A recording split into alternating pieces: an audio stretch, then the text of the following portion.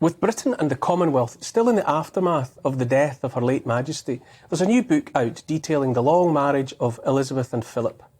The work of historian and author Tessa Dunlop, it was planned to coincide with the couple's 75th wedding anniversary. Subtitled as The Story of Young Love, Marriage and the Monarchy, Elizabeth and Philip explores the ups and downs, the public appeal and the private tensions of that most famous and exceptionally long-lasting of relationships. Tessa joins me now. Hi, Tessa. Hello, Neil. We should probably get cards on the table and say this is not our first rodeo. It's not. It's not. Are you going to spill the beans or will I? Is there a visual to assist with this I don't know. I don't know. Is there? Is there a there picture? Should be. I sent one to your producer. I'm told there's something coming. Coast Guy. There we are. There we are together. So, Neil, famous. Hopefully I'm sitting down there. No, you're not. You're leaning. Who's that wee fella on the right? We were both presenters on Coast, the brand that really is going to be emblazoned on your tombstone, whether you like it or not. Absolutely, yes. And the gutting thing was, I turned to Jasmine and Laura here, is that, you know, there I was with my blonde locks, you know, flowing in the wind, the sea spray on my younger then complexion. But it was Neil that won the hearts and minds. Oh, my God, Coast was Neil's. Yes. And the women in the street, they were like, yeah. Have you met Neil? What's Neil like? No. Yeah. What's he really like? I'm loving this, but we have to... Let's go back to that picture. Who do we think's aged best? Oh, yeah. Couldn't say, Well, couldn't possibly say. It's the spectrum beard. You've both aged Well, you see, what's happened to me in the intervening Yeah. period is I got wolfhounds, and you know what they say? You do end up looking like your hounds. So that's what's happened to me. Is that why you grew the old That's why speckled beard? Yeah, that's why it happened almost by osmosis, I think. And I like, is this from your Australian Coast that you wear this bandana? This is, do you know, this thing started because sound men need somewhere to put a mic. That's true. Right. Okay. And this is, when you work outside in the wind, Yeah. this is a great multi-purpose wind buff. Gag thing. know, we have to get look. I know, but I just want to say he's not the right man to make the gag. That doubles up as the perfect COVID mask, Neil. God forbid. This is what we're really here to talk about, rather than my hair and my clothes. Yeah. Elizabeth and Philip. This is the book. Why? You know, you're a historian. What pulled you into the gravitational pull of Elizabeth and Philip? Because all my last 3 oral history books were about women in the 20th century, century girls, those born in 1918, to track, you know, post-emancipation, 100 years post-emancipation, the Bletchley girls, the women who worked at Bletchley Park, and then finally the Army girls. And the Army girls was the biggest trigger for me. I wrote with 17 women over the age of 95 who served in the female army, the ATS. And, of course, the Queen served as a princess in that same service, albeit for 2 months. And I got very struck. They all were so keenly associated with this woman, really the only pin-up for nonagenarians, pretty silent, and even more silent in the pandemic, do you know? And so I wrote to the Queen. I thought, well, let's see if I can interview her for a book. And one of the women in my book was Lady Martha Bruce, who was the recipient of the Queen's nanny Crawfee before Elizabeth acquired her, because of course it was all Scots together. Lady Martha Bruce, you'll know that, was up in Scotland in Dunfermline, and just next door was the Strathmores, and they stole basically Lady Martha's nanny. Anyway, Crawfee, who then obviously splurged it all in a memoir, and ever since then the name's never been persona mentioned. non grata. Yeah, absolutely.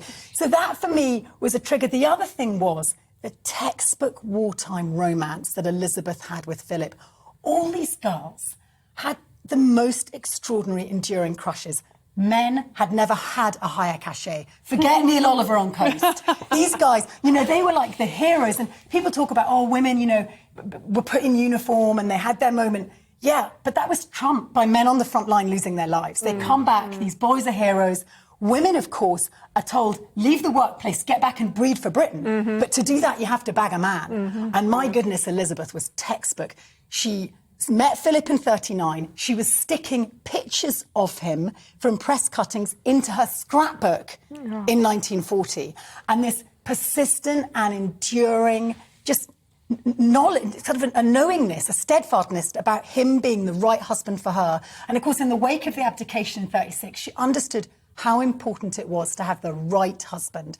And in the end, and there's a lot within the court and in the press who are like, hey, no, not a Greek, not a foreigner, not this kind of slightly vulgar man he's got a bit of chutzpah, he's a bit too confident. The Queen then was very unsure, and the press likewise. But Elizabeth got her way, and I love her for that. Who was the boss in that marriage? That's hugely complex. And that was another reason why it's utterly fascinating, because these women, almost all of them, and some are still alive, I use some of their voices and I lean on them in the book. Daphne is 99. These women were conventional. They were born in, traditional Britain where gender spheres were very separate. They took off their uniform, they got yoked having children and went back behind the kitchen sink. And the Queen, of course, had this anomalous position. What happens is she cedes to him privately because she's got the big gig. But what else was really interesting when I start exploring it is the problems weren't between Philip and Elizabeth. The problems with all the men, especially the old bottocks, the suits, including Churchill, who comes back into power, arguably shouldn't really have done. They love their peaches and cream young queen. But really, they could do without Philip. Do you know what I mean? Does it foreshadow the fact that he was certainly perceived as foreign at the time? He was a foreign interloper coming in, marrying into the royal family. Fortune hunter. Does it foreshadow, the Meghan Markle story? They're very, very distinct parallels. Both of them were sublimely beautiful. I think we can agree on that. Whatever you think about Meghan Markle, she's very beautiful. Yeah, she's a very beautiful woman. And Philip, one of the other incentives, if I'm going to be really honest about writing the book, is I opened in the Army Museum archive, pulled out this drawer, a poster-sized picture of Philip in his naval uniform. I wasn't immune to having a little moment, I'm going to be honest with you. He's handsome. Yeah. But can I ask you something? I think all women who aren't married might even want to know this as well. You talk about their early years. How did she know that he was the right husband? Because she was right. They did have this amazing marriage. So how did she know? What do you know about how she knew? I think she genuinely fancied him. She had a proper... It's just chemistry. Crush. I think there was a bit of chemistry, but also there was a familiarity. But this is something else the press didn't really... They shared Queen Victoria as, I think, their great-great-grandmother. His grandmother was born in Windsor Castle. They were third cousins. So there was a kind of feeling that he understood, and this is where he differs from Meghan Markle. He was to the manor born. Understood the gig of monarchy, and he understood the indignity of exile, the indignity of being special but impoverished. And that's why a lot of the courtiers and the press didn't trust him. Why is this stunningly beautiful man, as Daphne, age 99, says, well, he was absolutely good-looking. The Queen was okay, but he was absolutely good-looking. So why was this man, going for a girl who arguably wasn't his aesthetic equal, but of course so much bigger than him in other ways? And I think there was a lot of scepticism. And there's so much more in the book. Obviously, it's that marriage that holds centre stage. But I found it quite affecting to read about George VI. Our father, and how the extent of his illness was kept from him, a grown man. But the court couldn't tell him. That's quite affecting. It is affecting, but the king and the Queen omnipresent. They live forever until they die. I think we also had a very complex, Britain as a whole, and who knows within the palace, complex relationship with the idea of the Queen's mortality. This sort of, mobility issues. When clearly she was a very frail and extremely old woman.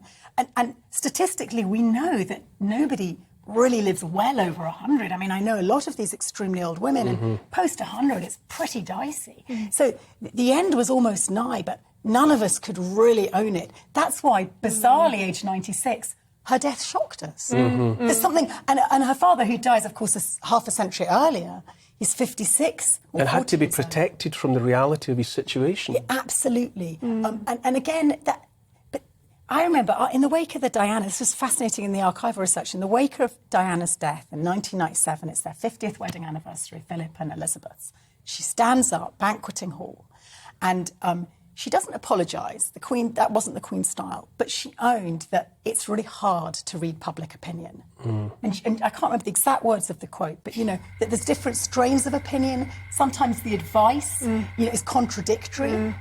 Who are you listening to? Yeah. And I think... There's a good line about the Queen says, recollections may vary. Indeed. Yes. They may vary. And I think with George, you think that they weren't even honest with him about his condition. How much truth do the royal family really hear? It's filtered through all sorts of means, and in a way there, I wonder if social media, while it's brutal, and a lot of it you can't read below the line, my goodness, I've had a week of it. I mean, you'll know this. All of you will know about it. But the royal family at least now have a direct interface in some ways. Sorry, Jasmine, I was just thinking, I mean, speaking of truth, what about all the noise and all the talk about when it comes to fidelity? What did you find out there? Yeah, I found that challenging to write about. I didn't shy away from it. There's quite a lot written already in a very coded way. And of course, The Crown's out this week, and they go to town on that latter-day friendship Philip had with Lady Romsey, Penny. There were question marks. I mean, the courtiers were saying it's unlikely he'll be faithful, before they even married. Oh, nice. And he'd had some one of my Bletchley veterans, was good friends with Osler Benning, his very beautiful girlfriend. I knew the Prince of Greece. I tell you what, I was so disappointed when I met him. He was terribly English sounding, like this. So there were rumours. It was an itch he scratched all his life, and even now, his will is under wraps for 90 years. That's not by an act of Parliament. No, exactly. I was struck too. There's a quote. You quote James Pope Hennessy in 1957 on an encounter with the Queen, and he said she's not shy, but she's clearly living at great tension and does not give the impression of happiness. Yeah. Her hands are thin and worried-looking. She simply cannot remain still. That's not a picture that by now a description that we associate with the Queen of all queens. And that's what's so interesting. Also, in that week, her mourning period, people talked about her wonderful smile. She was constantly being berated for being glum and not smiling enough. And when she went overseas, especially Australia and America, they all went for Philip. They said he outshines the Queen. Of course, we didn't say that in Britain. A foreigner outshined the Queen. But we were very critical. There was that famous, I think The Crown did an episode on it, the article. And what they don't explore is he says, she's tweedy and has a terrible voice and so forth and doesn't have a personality. At the same time as he pretty much raves about Philip. But I think the Queen was grateful for anything that bolstered Philip. In that way, she understood that he's the alpha male in effectively a beta role within this, constitutional marriage. But Pope Hennessy, it was a difficult year. It was all the scandal was brewing. His equerry, then private secretary, had been forced to resign because of an affair. There were rumours that constantly billowed around, what about Philip with his funny friends? The Queen, they had an unusual marriage model. They didn't go for the companionate marriage that all these girls post-war did, under the kitchen sink, your husband's your everything. They had a different, more independent model, and, they were old-fashioned, so guess what? They didn't let the daylight in, unlike the more modern Windsors, and very deliberately. Tessa Dunlop, it's been so good to catch up with you from the after all this past, time. Give us a little, are we allowed to give a wee hug? A wee coast hug, A moment there. Elizabeth and Philip, that's the book. And a delight to see you again, and thank you for reminding us of Elizabeth the Queen as a young woman, which is the part I especially enjoyed. Great to see you. What fun.